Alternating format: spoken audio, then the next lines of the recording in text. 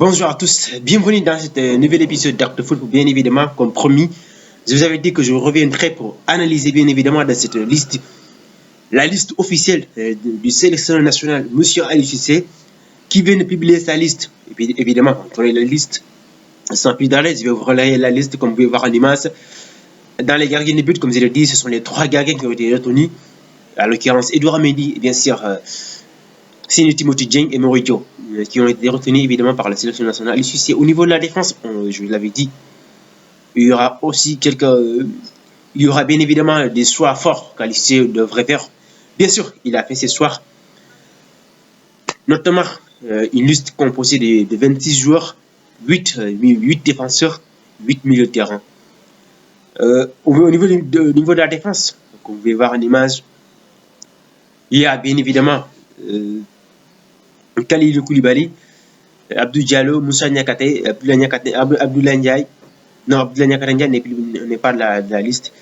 Abdoulaye Seck, je veux dire, Seydou Sanon, que je n'ai pas mis dans ma liste, évidemment, de ma pré-liste, de ma liste probable. C'est la surprise au niveau du je ne pensais pas qu'il s'est réuni, mais il n'y a pas de surprise. Je reviendrai sûrement sur son cas. Seydou Sanon et Aruna Sangaté que j'ai cité, et ça, il est là. Les latéraux, j'avais mis Krépin Diatta où j'ai pensé que j'ai vu une information qui n'a pas été claire près de mes soucis parce que j'ai cru que j'ai entendu l'allègement parce que la FIFA a allégé la suspension. Je pensais qu'il a écarté les suspensions concernant les matchs, mais il a diminué le nombre de matchs. C'était 2 matchs parce qu'au début, Krépin a été suspendu par 4 matchs. Et il a allégé, la CAF a allégé, il a donné deux matchs de suspension, ce qui veut dire qu'il Krépin ne sera pas de la partie. Il n'a pas été retenu dans la liste. Il n'y a pas de latéral droit de métier. Il y a Formose Mendy qui est là, comme vous pouvez voir, Formose Mendy et Sangaté qui sont considérés comme les latéraux dans cette liste. Latéral gauche aussi, il n'y a pas de latéral gauche de métier. Il y a Mikayil Ngor-Fall et Abdou Diallo qui sont probablement convoqués dans ces cadres-là pour être comme défenseur, comme latéral gauche. Évidemment, c'est ça dans la défense, en ce qui concerne la défense, c'était de cette liste. Au niveau du milieu de terrain, la petite surprise, c'est que je ne m'attendais pas à ce qu'Aliou Cissé écarte effectivement Cheikhou Kouyaté, mais il a fait. Et c'est la toute première fois que j'ai suis convaincu par la liste d'Aliou Cissé. Alors, il avait pourtant dit, j'avais précisé dans ma liste, lors de ma liste probable, j'avais dit qu'Aliou Cissé a dit qu'il convoquera des joueurs qui ont un temps de jeu récurrent dans le club respectif. Et vous voyez, on a vu effectivement, beaucoup de joueurs ont été écartés, alors qu'ils sont des 4, mais parce qu'ils n'ont pas de temps de jeu, c'est pourquoi ils n'ont pas été retenus dans cette liste-là. Alors, dans ce cas, pour la première fois, je vois une cohérence, c'est Aliou Cissé, je vois très nettement ce qu'il veut dire, et il a confirmé de ce qu'il a dit lors de la dernière journée FIFA. Évidemment, au niveau du milieu de terrain, le seul qui est écarté, comme vous pouvez voir, c'est Cheikhou Kouyaté, que j'ai pas mis John Lepi, qui était blessé, mais je pense qu'il s'est rétabli. Évidemment, John Lepi a repris la place de Cheikhou Kouyaté. C'est ça, 8 milieux de terrain. Il y a Pape Matar Sarr, Lamine Camara, Nampalys Mendy, Pape Gueye et bien sûr Habib Diarra, que j'ai cité et qui est bien évidemment de la partie. Voici les milieux de terrain. Gana Idrissa Gueye qui a fait une très belle fin de saison, qui est effectivement de la partie.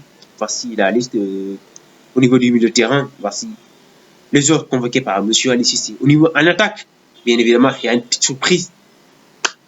J'ai même oublié de citer qu'il peut être convoqué par Aliou Cissé, et c'était bien le cas. C'est bien sûr Chérif Ndiaye qui était la surprise au niveau de l'attaque, convoqué pour la première fois en équipe nationale par le sélectionneur national Aliou Cissé. Chérif Ndiaye, le joueur de l'Étoile Rose de Belgrade en Serbie, qui a marqué 20 buts cette saison et 5 passes décisives, une preuve qu'il a largement sa place. Et même si le championnat n'était pas du tout de très haut niveau, Mais il joue dans un championnat, il a joué à la Ligue des Champions, on a vu qu'il était même buteur dans cette compétition-là. Ce qui veut dire que, j'avais regardé même des statistiques sur Serie Ndiaye. C'est un attaquant qui est très intéressant. Même si, bien évidemment, il est très âgé, il est âgé, il est âgé de 28 ans.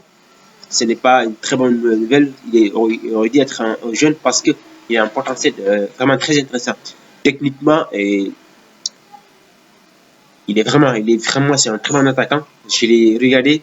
C'est un attaquant qui est bien sur le pivot. Et il conserve aussi le ballon offensivement. Il est capable de trouver des espaces pour ses coéquipiers. En tout cas, le peu de temps que j'ai regardé sur ces images, sur ces revues, sur ces vidéos, c'est un attaquant qui est vraiment très intéressant. Bien sûr, c'est à l'UCC, comme on l'a dit lors de la conférence de presse, c'est à lui de montrer ses qualités lors des entraînements pour qu'il fasse confiance à lui, pour qu'il lui donne ne serait-ce qu'une quinzaine de minutes par match, peut-être dans ces deux matchs-là. En tout cas, c'est à lui de prouver qu'il a largement le niveau pour être dans cette équipe du Sénégal. Il a parlé aussi du cas de Nicolas Jackson, comme on l'a dit. Jackson est en forme, mais depuis son arrivée, Nicolas Jackson n'a toujours pas marqué le monde de but en équipe nationale du Sénégal, ce qui prouve son inefficacité offensive. Ali Cissé avait dit que, il a précisément dit qu'Ali Jackson, c'est à lui de prouver, c'est à lui de montrer qu'il a des capacités, qu'il a le talent pour être titulaire dans cette attaque du Sénégal. Parce que vous savez, il y a de la confiance avec Diallo, mine de rien. Il était vraiment présent lors de la Coupe d'Afrique des Nations. Moi-même, je les ai minimisés, mais il m'a surpris sur tous ces buts fabuleux qu'il a mis face à cette équipe de la Côte d'Ivoire. Franchement, c'est un attaquant, Habib Diallo. Du coup, Jackson, il faut falloir qu'il travaille surtout offensivement et que au niveau de l'efficacité, il faut que Jackson se mise dedans. Effectivement, prouver qu'il a sa place et qu'il peut être titulaire de cette équipe du Sénégal comme il est du côté de Kills. Effectivement, c'est ça la surprise au niveau de l'attaque. À part ça, il y a évidemment Abdallah Sima qui était blessé lors de la Coupe d'Afrique des Nations et qui est bien évidemment de retour dans la tanière, que j'ai même pas cité dans ma liste probables parce que je pensais qu'Ali ne va pas le convoquer, même si parce qu'il était de retour. Il a même été buteur sur un super but. C'est les Glasgow Rangers. Abdallah, il a marqué un super but, même depuis son retour. Lors de son retour, effectivement, Sima, qu'on connaît, c'est un joueur qui a marqué énormément de buts cette saison. Il était à 16, je crois, cette saison. Lui aussi, il a fait une saison très très correcte, une très bonne saison, je veux dire, du côté des Glasgow Rangers en Écosse. Effectivement, on retourne à la défense. Certains disent qu'il n'y a pas une cohérence, puisqu'il n'y a pas un latéral droit de métier, encore moins de métier de gauche aussi. Mais, vous savez, Aliou Cissé a une philosophie de ceux qu'ils mettent souvent en place.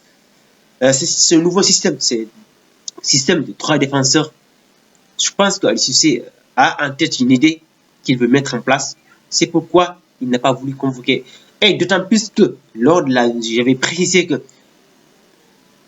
les joueurs qui n'ont pas eu la chance d'être convoqués lors de la dernière journée, le mois de mars, où le groupe a été élargi à 31 joueurs, je ne pense pas qu'il pourrait les appeler maintenant. Et voici la preuve. Il n'y a pas un autre joueur qui a été...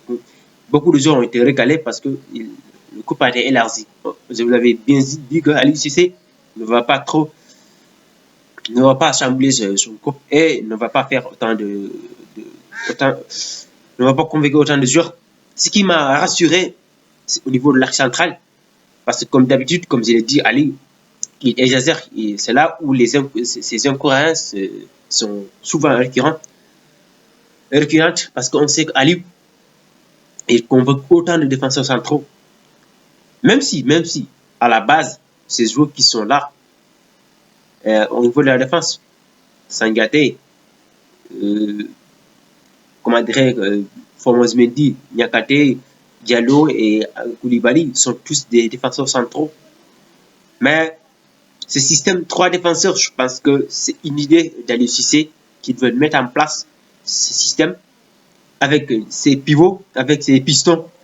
Je pense que avec l'absence de Jacobs, c'est bien sûr, comme je l'ai dit, c'est Michael Ngorfal qui sera l'arc central, qui sera le piston gauche de cette équipe du Sénégal.